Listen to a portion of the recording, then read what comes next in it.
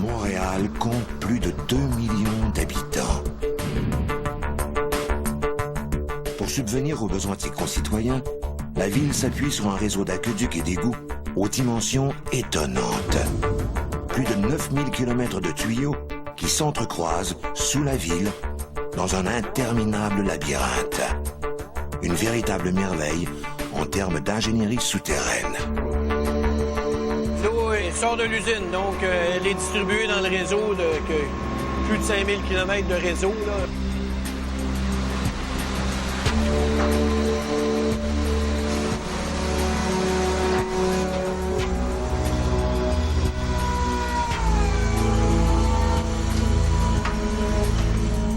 Mais voilà, ce réseau est vieillissant et, pour dire vrai, en bien piteux état. Certaines des conduites, par exemple, datent du 19e siècle. Et elles sont encore en service.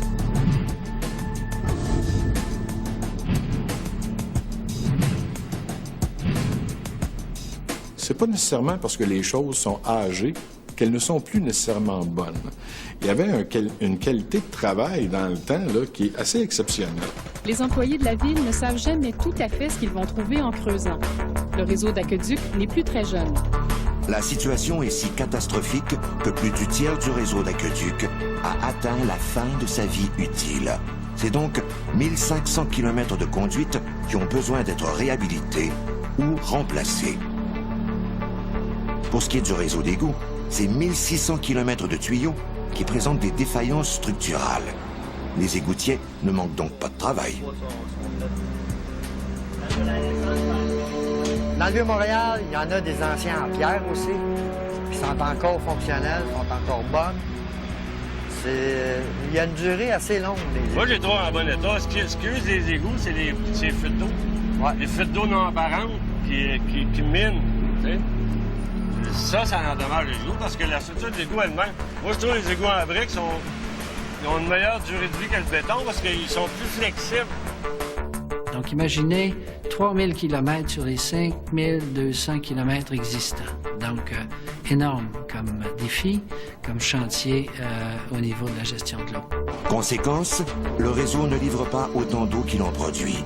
On estime que 40% de l'eau produite ne se rend pas au robinet, dû en grande partie à des tuyaux percés. Résultat, Montréal consomme 1100 litres d'eau par jour par personne. 2 fois plus qu'à Toronto. On a en moyenne à Montréal 1600 bris par année de conduite. C'est quand même important. Le réseau de distribution d'eau potable est amoché et les Montréalais peuvent le constater très souvent lorsque surviennent des fuites d'eau importantes. Montréal a donc entrepris des rénovations majeures à son réseau et ces travaux s'échelonneront au cours des 20 prochaines années. Alors, comme pour débloquer les artères malades d'un cœur, Montréal doit être opéré d'urgence. Il faudra ouvrir, nettoyer, remplacer, puis refermer. Depuis toujours, Montréal entretient une histoire d'amour avec l'eau. C'est une des rares villes au monde située à l'intérieur du continent, mais qui bénéficie quand même, grâce au fleuve Saint-Laurent, d'un accès direct à la mer. Été 2006. Comme un peu partout en ville, des travaux majeurs de réfection du réseau d'aqueducs et d'égouts sont entrepris sur la rue McGill, en plein Vieux-Montréal. Mais voilà que ces travaux ont donné lieu à une découverte étrange. Les ruines d'un ancien égout datant de 1850. Bien, effectivement, ici, à cet endroit-là, on est à l'endroit de l'ancien collecteur William, qui est un vestige archéologique inestimable.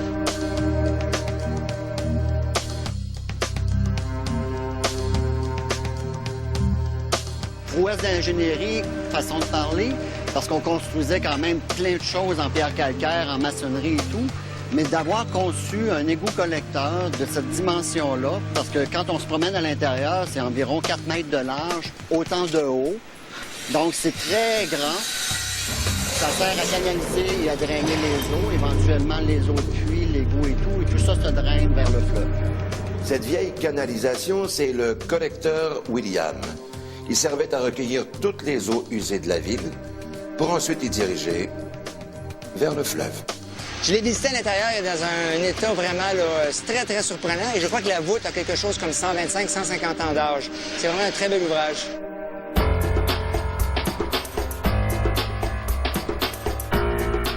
j'ai été charmé, séduit, renversé. Et on est descendu dans le collecteur et on l'a marché jusqu'à peu près pour une centaine de mètres, qui est libre, puis on a découvert la maçonnerie, puis on a fait « Wow! Qu'est-ce que c'est que cet ouvrage-là? » Donc c'est vraiment un ouvrage magnifique. Et là, j'ai compris, ouais, François, tu fais vraiment un travail d'archéologue, il faut le conserver.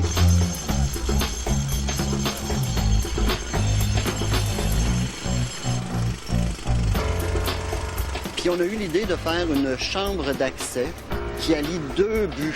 Un but d'accès au collecteur William pour descendre de la machinerie, des matériaux de construction, et l'autre but de le mettre en valeur, donc d'avoir une fenêtre d'accès dans le trottoir aménagé de la rue McGill par le quartier international, qui va nous permettre d'apprécier le vestige. Comme plusieurs grandes villes industrielles en Amérique du Nord, il faut savoir que Montréal s'engage à cette époque dans la construction de grandes infrastructures urbaines, comme le pavage des routes, mais aussi l'installation d'un système d'aqueduc et d'égouts.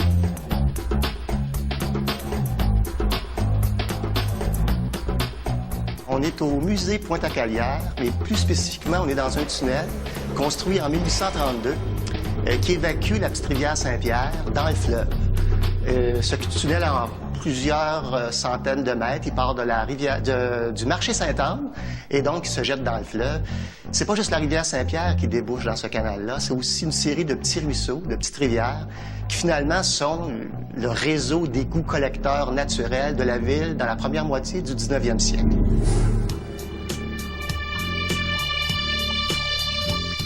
Montréal n'avait pas le choix. La ville est alors ceinturée de petites rivières. Au fil des années et de l'accroissement de la population, ces rivières se sont transformées en véritables égouts à ciel ouvert. Celles-ci se rejoignaient par gravité ici à la Pointe-à-Calière et déversaient directement dans le fleuve leurs détritus. Donc voilà un peu les grandes artères qui permettent aux eaux usées, donc de pluie, mais aussi domestiques, de cette ville d'être évacuées. Montréal est alors frappé par des vagues terrifiantes d'épidémies de choléra et de typhus, ce qui incite les élus municipaux à se préoccuper enfin de la santé publique. Il se crée donc des lieux insalubres à Montréal.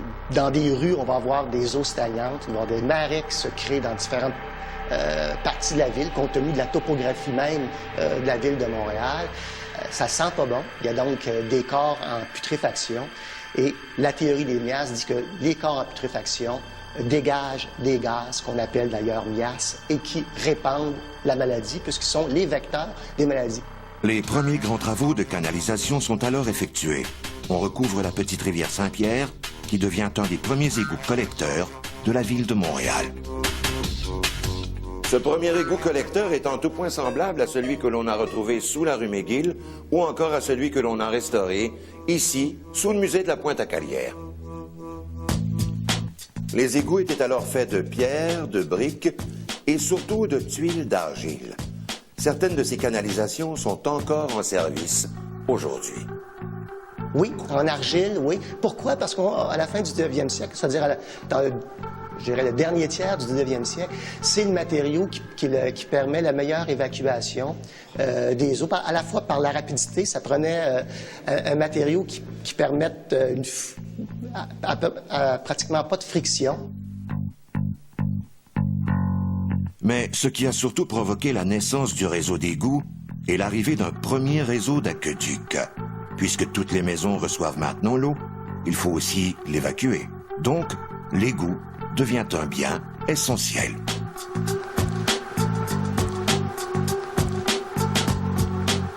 À l'origine destiné à alimenter une petite ville de 8000 habitants, l'aqueduc de Montréal dessert aujourd'hui près de 2 millions de personnes.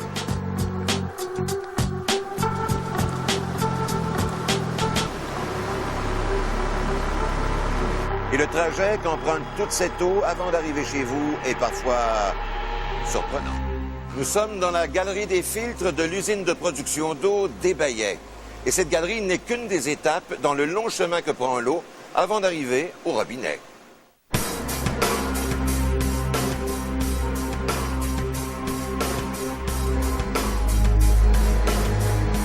Actuellement, l'usine des Baillets délivre environ 65 de l'eau des besoins des Montréalais. En plus de l'usine Atwater, il ne faut pas oublier les usines de l'ouest de l'île. Il y a 5 autres usines de plus petite capacité, mais qui desservent l'ouest de l'île.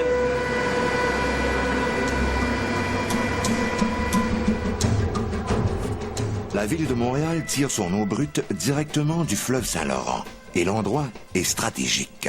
À environ 600 mètres de la rive, 4 conduites de 2 mètres de diamètre sont fixées au lit du fleuve. Leurs extrémités s'ouvrent dans une boîte de béton de 66 mètres sur 12 mètres dans laquelle s'engouffre l'eau. L'eau est puisée en amont des rapides de la Chine, une zone au fort débit qui génère très peu de débris marins tels des algues ou autres sédiments. Les conduits en béton rectangulaire, mais ça donne à peu près ce volume-là. Il y a une possibilité d'en additionner 2 supplémentaires, advenant qu'on voudrait doubler la capacité de l'usine. Et on a une prise d'eau secondaire qu'on utilise pendant les périodes de canicule, qui est un petit peu moins loin au niveau du fleuve, mais qui nous donne quand même une très bonne qualité d'eau quand on les combine toutes les deux. Ça nous permet d'avoir un débit additionnel en période d'été, au moment où les consommations sont les plus fortes. Par une conduite de 4 mètres de diamètre, l'eau entre alors à l'usine pour y subir une première étape, le tamisage. Vous avez des grilles qui empêchent les poissons, les gros détritus, les algues, d'endommager les pompes, les unités de pompage que vous entendez à l'arrière, le bruit de fond. Puis l'eau est refoulée 17 mètres plus haut par de puissantes pompes. Le débit est à ce point important qu'on pourrait remplir ici jusqu'à 60 000 piscines par jour. À partir de ce niveau, elle n'aura plus qu'à redescendre par simple gravité et subir différents traitements destinés à la rendre potable. On va aller voir le déversoir. C'est pas les chutes Niagara, on appelle ça les chutes des Baillets ici. Vous allez voir.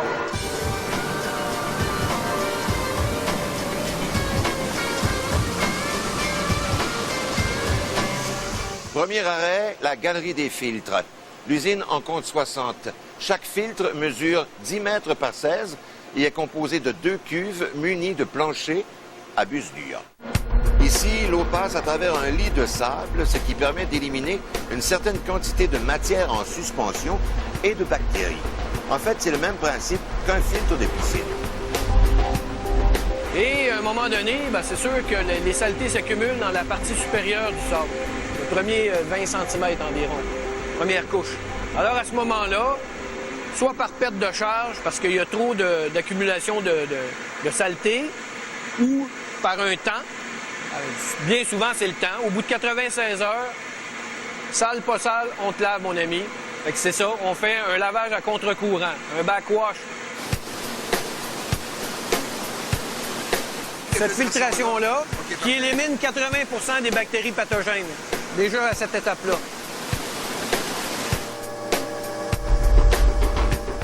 Puis, autre arrêt obligatoire cette fois, pour y subir un traitement à l'ozone. L'ozone est un agent oxydant et un désinfectant très efficace. Ce procédé améliore aussi le goût, l'odeur et la couleur de l'eau. C'est comme des assiettes avec une pierre poreuse. Quand l'air ozonné passe à travers ces assiettes-là, ça se forme des micro-bulles. Les petites bulles rentrent en contact avec l'eau et désinfectent complètement l'eau. Donc, c'est vraiment une étape exceptionnelle, importante pour le procédé.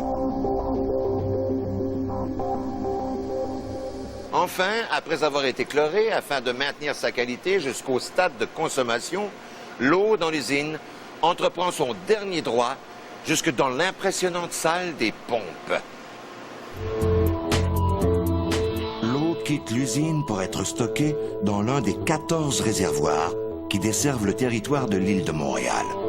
On exploite alors la géographie particulière de l'île et surtout du Mont-Royal, où l'on a installé, directement sur les flancs de la montagne, quelques-uns de ces réservoirs. On a la montagne, donc on en bénéficie. Donc, 2 réservoirs carrément sur le Mont-Royal, les réservoirs sommet et de la montagne. Ce sont des petits réservoirs pour alimenter les secteurs locaux, environnementaux, aux environs, je veux dire. À partir d'ici, l'eau, par simple gravité, est distribuée aux Montréalais via un réseau de 680 km de conduites principales, de 4557 km de conduites secondaires et de 29 200 bornes fontaines. L'eau qui est distribuée à votre robinet, elle vous parvient de façon gravitaire. Donc, c'est pas une pompe qui pousse derrière. À part, je vous dirais, Ville-Saint-Laurent qui ont un poste de surpression, mais c'est des endroits vraiment restreints. Et c'est là que ça se gâte. Le réseau est vieux et il fuit de partout. On estime que 40% de l'eau produite ne se rend pas au robinet des Montréalais, mais s'écoule quelque part, dans le sol. C'est à gros bouillon que l'eau sort de cette conduite secondaire de 8 pouces. L'eau potable perdue de cette fuite remplirait au bout d'un an 14 000 piscines de surface. Maintenant, au niveau des fuites, une municipalité performante va probablement avoir un niveau entre 10 et 15 % de fuite. Alors nous, on est à 40. Donc la perfection, ça peut pas être zéro. Je dirais que les Montréalais sont, je dirais pas de mauvais consommateurs, consomment beaucoup d'eau pour diverses raisons. Cette production que je vous ai énumérée, c'est une production évidemment qui n'est pas uniquement la production résidentielle des citoyens. C'est une production qui comprend également les industries, les commerces, les institutions. Et il y a aussi dans notre réseau, c'est un réseau qui a vieilli. C'est un réseau où on parle souvent de perte de fuite d'eau importante.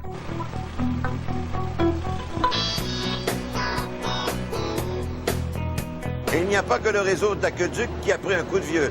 Le réseau d'égouts a lui aussi connu de bien meilleures années. Aujourd'hui, toutes ces eaux doivent passer par ici. C'est une des plus grandes stations d'épuration des eaux usées au monde.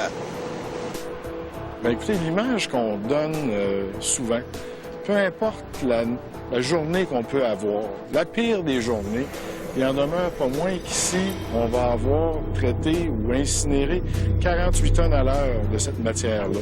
Alors, même dans une journée qui est bien ordinaire, on sait qu'il y a quelque chose qui a été fait.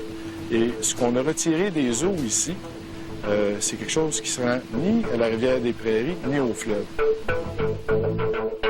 Le 26 avril 1976 débutaient dans l'extrémité est de l'île de Montréal les travaux de construction de la station de pompage. C'était le début d'un long chantier de 1,3 milliard de dollars et qui allait se terminer 20 ans plus tard avec la mise en service de l'usine de traitement des eaux usées. C'est une île, OK? Le gros avantage, ce qui nous a permis de construire une seule station d'épuration au bout de l'île où on reçoit, donc par gravité, à travers ces intercepteurs-là, les eaux usées qui vont provenir de l'ensemble du territoire de l'île pour être acheminées vers Rivière des Prairies, qui est le bout de l'île, pour ensuite être traitées et ensuite rejetées. La station d'épuration des eaux usées de la ville de Montréal traite un volume d'eau représentant 50% des eaux usées traitées au Québec. Avec sa capacité d'environ 7,6 millions de mètres cubes par jour, il s'agit jusqu'à maintenant de la plus importante station de traitement en Amérique. Le nouveau réseau de traitement des eaux usées de la ville s'articule autour de ces intercepteurs, de véritables autoroutes d'eau d'égout qui ceinturent littéralement l'île de Montréal. Les intercepteurs nord, sud-ouest et sud-est, d'une longueur totale de 90 km, recueillent les eaux usées captées par les 1500 km de collecteurs principaux et secondaires répartis sur l'île. Bien, je vous dirais que le réseau d'intercepteurs est un réseau qui est relativement jeune, entre 20 et 25 ans, OK, pour les premiers ouvrages. Donc, c'est un réseau qui est, je dirais, en très bon état parce qu'il est relativement jeune. Lorsqu'on regarde les collecteurs principaux, encore une fois, on y va en termes de proportion, là, il y a un tiers du réseau qui a besoin d'être entretenu ou renouvelé. Les eaux de pluie et d'égouts recueillies par le collecteur sont d'abord dirigées vers une structure de dérivation constituée d'une fosse construite sous l'égout collecteur. Les eaux usées sont par la suite acheminées vers une autre structure qui comprend un puits de chute et d'accès dont la hauteur peut atteindre jusqu'à 30 mètres. Ces eaux aboutissent enfin dans l'intercepteur pour ensuite se diriger, par gravité, vers l'usine d'épuration. Si on compare ça au corps humain, on est dans le cœur. Le cœur du réseau, eh bien, ce sont ces 4 immenses puits de succion. Des bassins comme celui-ci, profonds de 10 étages et qui ont pour tâche de recueillir toutes les eaux usées de l'île de Montréal. Le réseau d'égouts étant aux 2/3 un réseau combiné, donc qui recueille et le sanitaire et le pluvial. Lorsqu'on a des épisodes de pluie, on a des quantités phénoménales d'eau qui arrivent ici. En fait, le réseau est unitaire sur 75% de son territoire, c'est-à-dire qu'il a été conçu pour recueillir à la fois les eaux de pluie et les égouts. Ce type de réseau possède toutefois un inconvénient majeur. Lorsque les eaux de pluie saturent le réseau pendant un orage, il est nécessaire d'ouvrir les vannes permettant de déverser ces eaux directement dans le fleuve, ce qui entraîne en même temps des eaux usées. Alors, c'est évident que ça fait en sorte qu'on a une surcharge au niveau de nos réseaux. L'objectif, c'est toujours de faire en sorte que on traite le plus d'eau possible sans en rejeter. À chaque jour, la station reçoit, en eau usée de toutes sortes, l'équivalent du volume intérieur du stade olympique. Et quand il pleut, c'est 3 stades qui s'engouffrent ici. Ce sont d'ailleurs les pluies diluviennes qui causent le plus d'inquiétude aux ingénieurs de la station. On a encore en mémoire les inondations du 14 juillet 1987. À ce moment-là, dans les puits de succion que vous voyez là, on a atteint des niveaux qui étaient assez impressionnants, pour ne pas dire inquiétants. Mais, règle générale, les équipements suffisent à la tâche. Comme ces puits recueillent aussi toutes sortes d'eau souillée, ils peuvent être facilement contaminés par des matières inflammables, comme des déversements accidentels d'essence. Ils ont donc été conçus pour résister aux pires scénarios, comme par exemple des explosions. Les murs ont donc entre 6 et 12 pieds d'épaisseur. C'est un bâtiment qui est conçu de fait pour résister à une explosion. Si jamais on avait des hydrocarbures qui étaient recueillis à travers le réseau et qu'il y avait une explosion quelconque, le bâtiment est conçu à travers les vitres ici pour que celles-ci se dégagent, mais qu'on maintienne l'intégrité structurale du bâtiment. Une fois recueillies dans les puits de succion, les eaux usées sont relevées au niveau du sol à la station de pompage où elle débute une série de traitements. La station de pompage, avec ses 17 pompes de puissance variant de 2800 à 5150 chevaux vapeur, est considérée comme l'une des plus importantes en usage dans le monde. Il a fallu creuser sur une profondeur de 55 mètres pour y installer ce bâtiment de 68 mètres et demi de diamètre et d'une hauteur équivalente à 15 étages.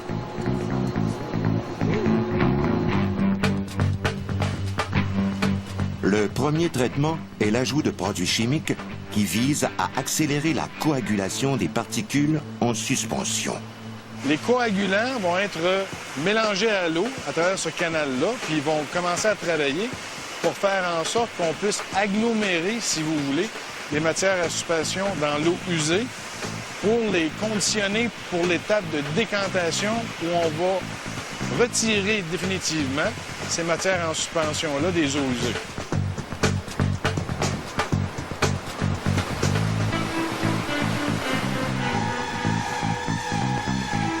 Puis, l'eau souillée passe à travers le dégrillage, une sorte de gros peigne qui a pour but d'intercepter tous les débris qui ont plus de 2,5 cm de grosseur. Et ici, on a parfois droit à des surprises. On a déjà récupéré un iguane de plus de 30 cm, vivant.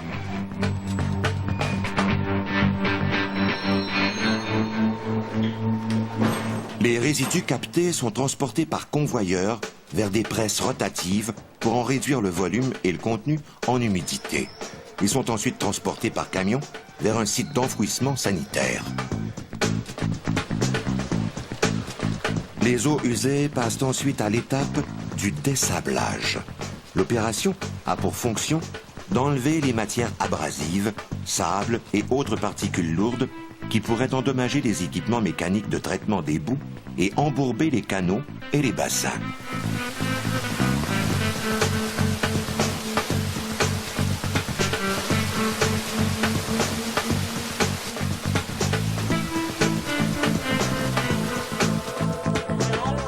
Enfin, les eaux usées arrivent au décanteur.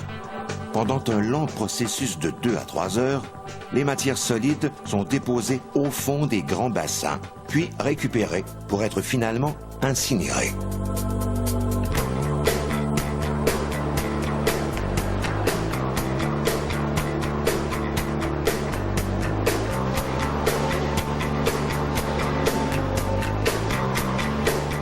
Une fois qu'elles sont conditionnées, on comprime le tout pour en former une espèce de gâteau qui, lui, à ce moment-là, est plus facilement incinérable.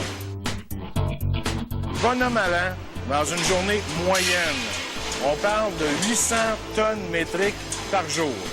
C'est un processus qui est continu, 24 heures par jour, 7 jours par semaine.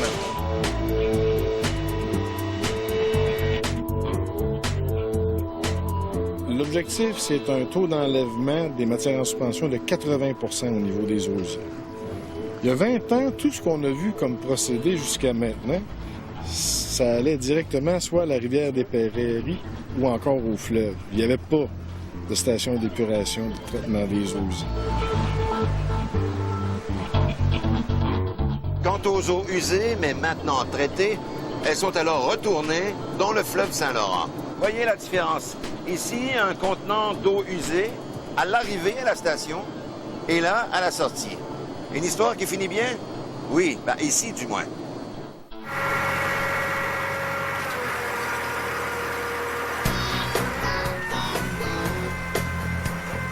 Le réseau d'aqueduc de Montréal compte environ 5000 km et celui des égouts 3000. Et ces réseaux sont en piteux état. Pour tenter de remédier à la situation, la Ville de Montréal a amorcé, en 2004, un vaste chantier de réfection du réseau. Ils l'ont surnommé le chantier de l'eau.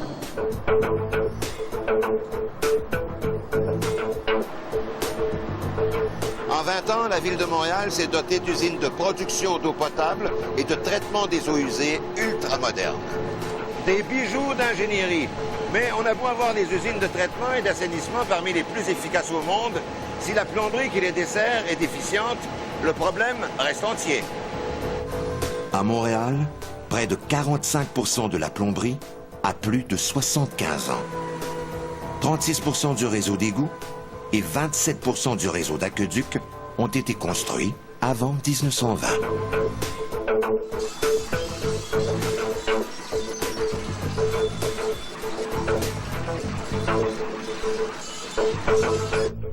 Montréal a donc entrepris, depuis 2004, son propre chantier de l'eau.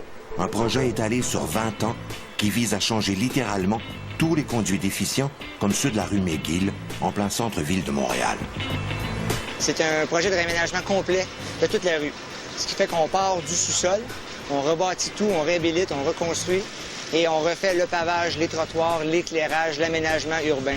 Donc c'est sûr qu'on commence toujours par le sous-sol dans un cas comme ça, pour venir construire sur quelque chose où il faudra réintervenir par après.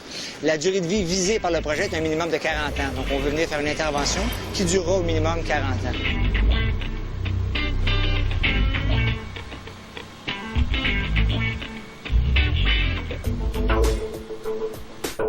Ici, la bataille se mène sur 2 fronts. L'aqueduc que l'on doit changer, mais surtout les égouts dont certains conduits ont plus de 100 ans.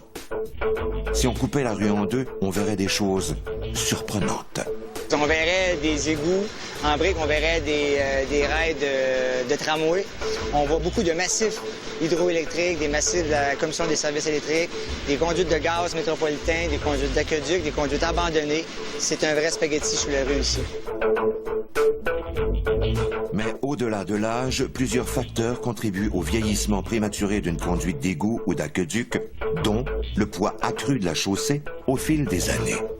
C'est sûr, c'est les charges de sol qui sont principalement en cause. Les charges de sol, les charges d'utilisation aussi, c'est-à-dire les poids des véhicules lourds qui circulent sur la chaussée.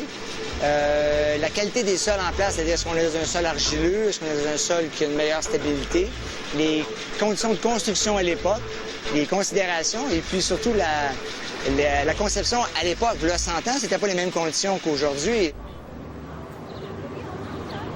Ici, il y a 100 ans, sur la rue McGill, à peine 1 mètre de terre recouvrait les tuyaux d'égout. Et sur cette chaussée circulaient les chevaux, les calèches. Rien de bien contraignant, en fait. Aujourd'hui, la rue est devenue un véritable chantier.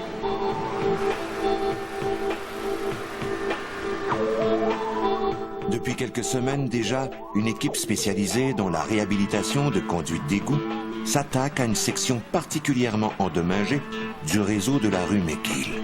La première étape, on se mobilise sur le chantier. On s'installe sur une bouche d'égout, sur un regard d'égout, les fameux couvercles là, de fonte qu'on voit sur l'asphalte habituellement. Ça nous donne accès à la conduite d'égout à laquelle on doit procéder à une inspection. Pendant l'installation, les gens dans le camion, les opérateurs se préparent à ajuster les caméras qui vont servir à inspecter la conduite. Ils doivent régler les ajustements, les hauteurs, les largeurs des caméras pour être bien centrés dans la conduite. Avant de débuter les travaux, on procède d'abord à une inspection de la section déficiente. Et la tâche revient à ce robot téléguidé qui, malgré son allure de petit char d'assaut, n'a rien d'un jouet. C'est pas un jouet, c'est pas ce qu'on appelle un petit camion Tonka. Là. Ça pèse environ 200 à 300 livres. Donc, il faut vraiment la prendre dans nos bras, descendre un opérateur dans le regard d'égout avec la caméra pour bien la positionner, bien la centrer dans la conduite d'égout.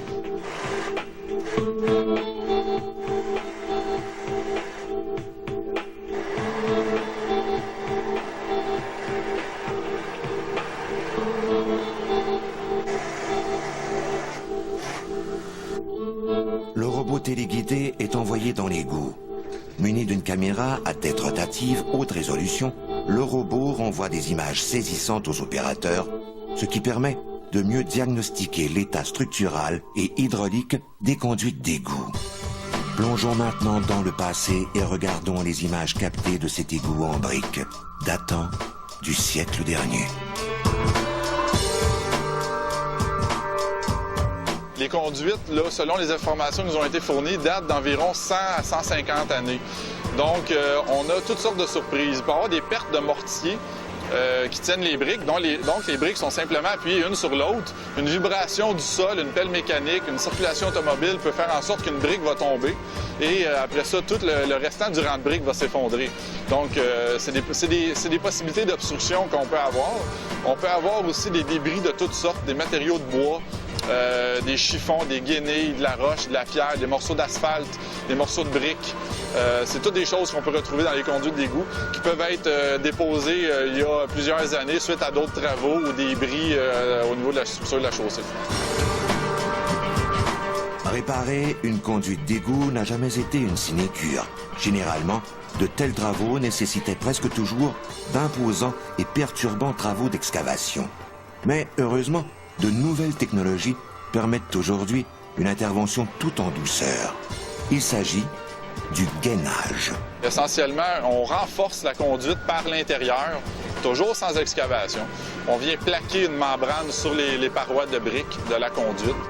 Le procédé consiste à l'insertion dans la conduite d'une gaine de polyester flexible imprégnée d'une résine thermodurcissable. L'opération est spectaculaire. C'est assez spectaculaire, surtout compte tenu des dimensions de la conduite qu'on avait ici. Donc, le procédé qu'on utilise, c'est un procédé dit par inversion. Donc, la gaine que vous voyez a un fini en polyuréthane lisse à la surface, mais fibreux à l'intérieur. La portion fibreuse va être réversée, un peu comme un bas de laine. C'est-à-dire que, prenez mon gant comme exemple, vous avez la gaine ici, ou je vais même prendre le gant qui est là, vous avez la gaine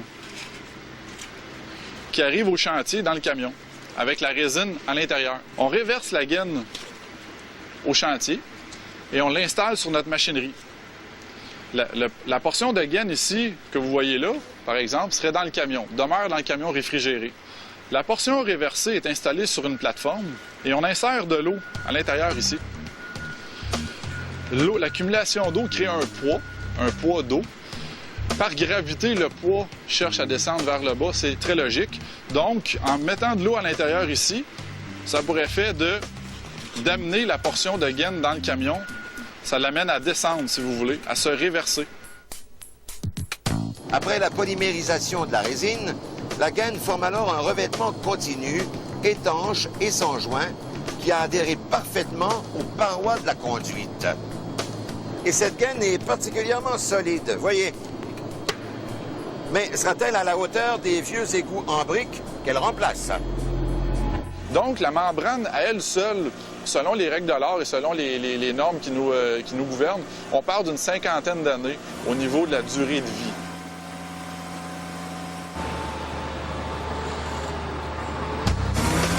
Mais le gainage ne s'applique pas à toutes les situations.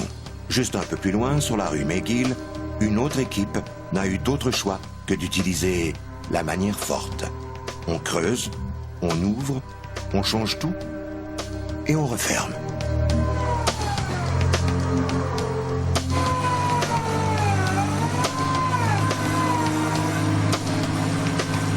Premièrement, une grosse partie, c'est de s'y rendre, parce que le tuyau, il s'en va quand même comme un serpent, un peu.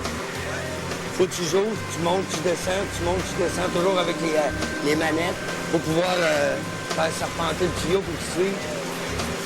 Rendu là-bas, on prend des blocs, on les met par terre, lève la machine pour pouvoir rentrer les roues avant dans l'autre tuyau distant. Après ça, on se relève, on place le tuyau en place. S'il y a un service, il faut le tourner pour le placer vis-à-vis le bon service.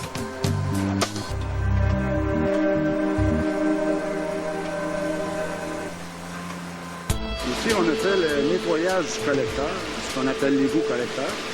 On l'a nettoyé sur près de 400 mètres, autant en direction sud que nord. Et ensuite, on fait de l'insertion de tuyaux de béton. Et entre les tuyaux de béton qu'on insère dedans, on met du béton qui va entre ça et le vieux collecteur pour solidifier le tout ensemble. Mais n'entre pas dans un égout qui veut. Tous les ouvriers qu'on envoie réparer les conduites doivent obligatoirement se faire vacciner contre toutes sortes de maladies et d'infections. Bienvenue donc au pays des rats et des bactéries. Ce qu'ils font quand ils montent en haut, ils se nettoient dehors avec des hausses à jet. Ils se changent dans un hangar qu'on a exprès pour ça. Après ça, ils rentrent dans la roulotte de chantier. Et là, on a des douches comme dans les maisons. Ils prennent le douche au complet puis après ça, ils changent de linge pour repartir chez eux. Il faut absolument faire ça parce qu'il y a des bactéries, toutes sortes de choses qu'ils pourraient emmener à la maison. Le monde serait malade aussi alentour d'eux autres parce que les autres n'ont pas été piqués. Puis il y a des petits vers, il y a beaucoup de petits vers qu'on voit pas tellement qu'ils sont petits, sont blancs. Ils pourraient s'infiltrer partout dans les pores de peau. Fait qu'il faut absolument qu'ils prennent des douches pour enlever ça. La profession d'égoutier a quand même de bons côtés. Un égout peut parfois prendre des allures de véritables cavernes d'Ali Baba. On y retrouve de tout. On a découvert des bracelets en or, des bracelets en argent, des bagues en or, des bagues en argent, des bagues à diamants, des cuillères en argent, des couteaux, des ustensiles, des revolvers, des plaques de policiers qui dataient de numéro 22, fait que ça devait dater des années 1800. Denis Phénix et Laurent Tanguay ont quant à eux découvert ce qui allait faire passer à l'histoire une partie des égouts de Montréal. Parlez-en à Marcel Talon.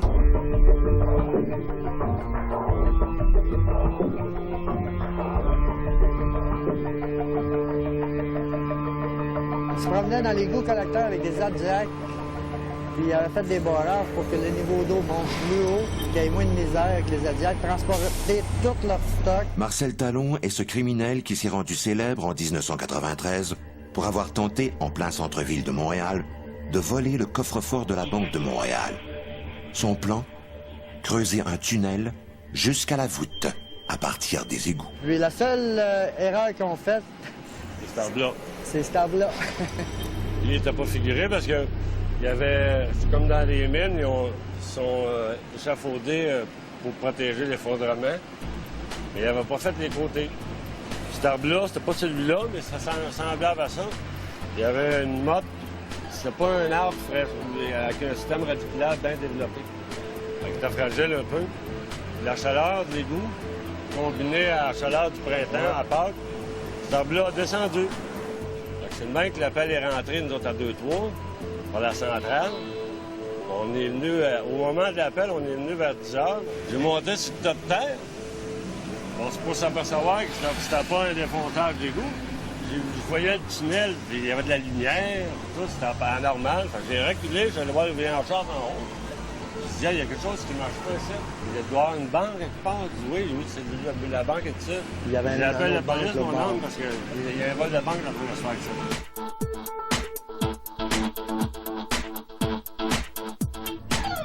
Qui pense égout, pense rat. Étonnamment, ces petites bestioles ont leur utilité.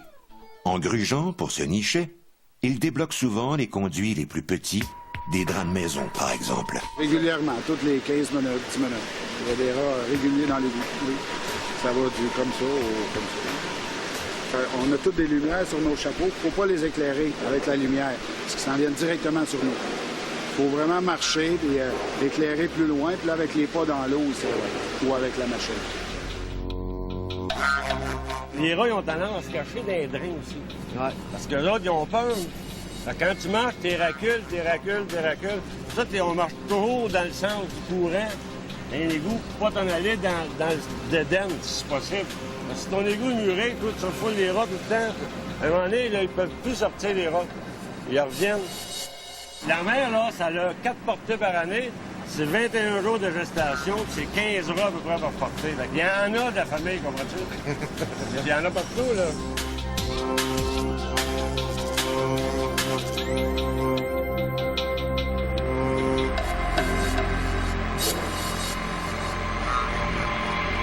Il faudra 20 ans pour compléter la réfection complète des réseaux d'aqueducs et d'égouts de Montréal.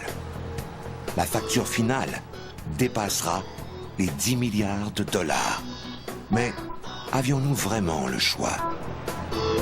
À cette étape-ci, pas vraiment. Là. Soyez conscients que l'infrastructure souterraine, que l'on ne voit pas, elle est absolument nécessaire. Là. Vous avez vu tous les équipements qu'on a ici pour s'assurer qu'on fait l'épuration des eaux correctement. Mais encore faut-il que cette eau-là nous parvienne. En fait, j'ai pas de bonne réponse, mais j'aurais tendance à penser dans la moyenne, parce que le problème qu'on vit ici à Montréal est un problème nord-américain. Le manque d'entretien des réseaux d'aqueducs, là, c'est pas juste à Montréal, c'est dans une multitude de villes américaines, même certaines villes d'Europe également. On a quand même un certain volume d'eau que l'on perd dans notre réseau. On en est conscient. Souvent, le chiffre qui est lancé, c'est 40 %. On aimerait bien le ramener à quelque chose qui soit plus raisonnable, de l'ordre peut-être 20 ou 25 %, ce que l'on voit en général ailleurs.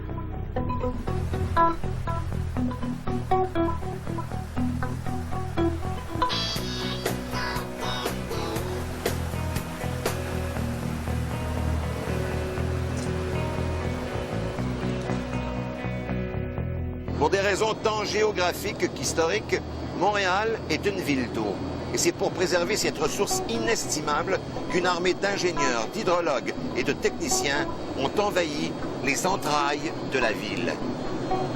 Leur savoir-faire, combiné à de nouvelles technologies de pointe, permet de corriger les erreurs du passé pour mieux assurer l'avenir. Ce seront eux, en quelque sorte, les porteurs d'eau du 21e siècle.